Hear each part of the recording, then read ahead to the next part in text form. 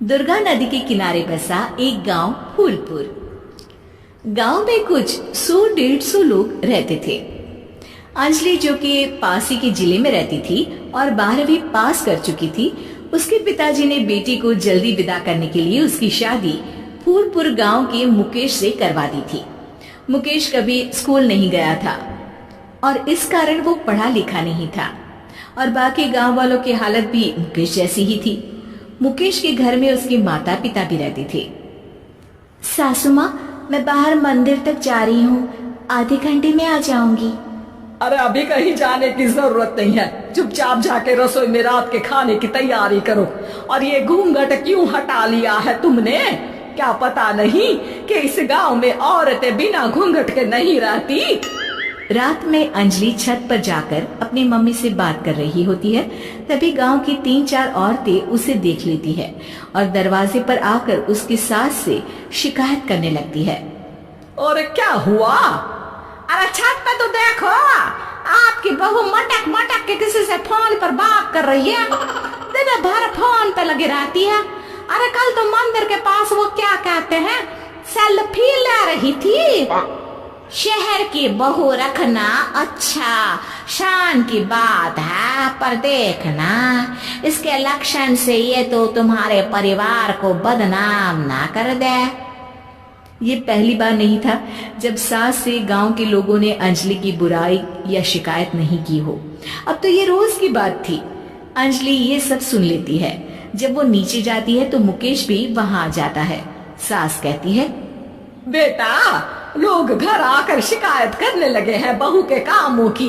देख लो, पति हो, संयम से रखो इसे। माँ जी, मैं तो अपनी माँ से बात कर रही थी क्योंकि यहाँ कोई बात करने लायक ही नहीं है और अब मैं माँ के पास ही रहूंगी। वहाँ क्या रहना, वहाँ बाहर के लोग तो ठीक है पर घर के लोग भी इज्जत ना दे सके। अरे नहीं नहीं अंजलि, ऐसा नहीं है, धीरे धीरे सब ठीक हो जाएगा, तुम फिक्र ना करो। अरे बस कुछ बोलना ही नहीं है, सर पे चढ़ा रखा है बहू को।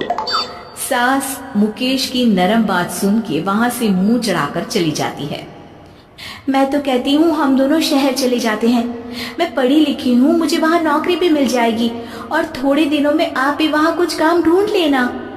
अरे नहीं नहीं अंजलि, हम यहाँ ना गांव का खेत, माँ पिताजी को छोड़कर शहर नहीं जा सकते।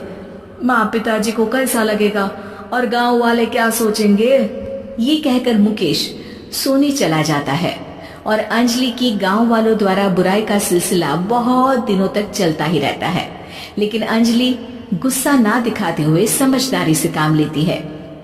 बारिश का मौसम चालू हो जाता है। जोरदार बारिश से पूरे गांव में हाहाकार मच जाता है। दुर्गा नदी में बाढ़ आ जाती है और बाढ़ का पानी पूरे गांव की फसल तबाह कर देता है। फसल की ये हालत देखकर गांव वाले निराश हो जाते हैं और बात तो यहाँ तक पहुँच जाती है कि कुछ लोग तो अंजलि को इस सब का दोषी ठहरा देते हैं। अरे पूरी फसल तबाह हो गई, पता नहीं किसकी नजर लग गई है। अरे जब से चौधरी परिवार में ये शहर की बहू आई है ना, तब से ही गांव की शांति चली गई है। इसके कर्म कांड से माँ दुर्गा नदी भी खुश नहीं है। ये सब सुनकर बेचारी अंजलि रोते हुए अपने घर चली जाती है। कुछ दिन बाद सभी गांव वाले अपनी फसल का मुआवजा लेकर अपने अपने घर आते हैं। मुकेश भी 1500 लेकर आता है। अंजलि को जब पासबुक दिखाता है तो अंजलि हैरान हो जाती है। अरे, ये पासबुक में तो उन्होंने 4000 की एंट्री करी है और आपको सिर्फ 1500 दिए। सच में? अरे वो सरकारी अफसर आपको बेवकूफ बना रहे हैं। सरकार की तरफ से हमें 4000 मिले हैं लेकिन बाकी का सारा पैसा खुद ही खा रहे हैं। आप लोग के अनपढ़ होने का फायदा उठा रहे हैं। ये सब सुनकर मुकेश परेशान हो जाता है लेकिन अंजलि उसे हिम्मत से काम लेने को कहती है और सुबह होते ही मुकेश को पंचायत कार्यालय ले जाती है और साथ में गांव के और लोगों को भी। आप सरकारी बाबू क्या गांव के लोगों को बेवकूफ समझते हैं?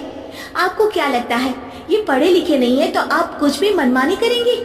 ये बेचारे दिन रात इतनी मेहनत करते हैं, ये हमारे अन्नदाता हैं और आप इनके साथ ऐसा धोखा करते हैं। अरे क्या बके जा रही है ये लड़की, किस धोखे की बात कर रही है? अपने कांड करके नदी माँ को नाराज करके हमारा नुकसान करके इसे चैन नहीं मिला क्या?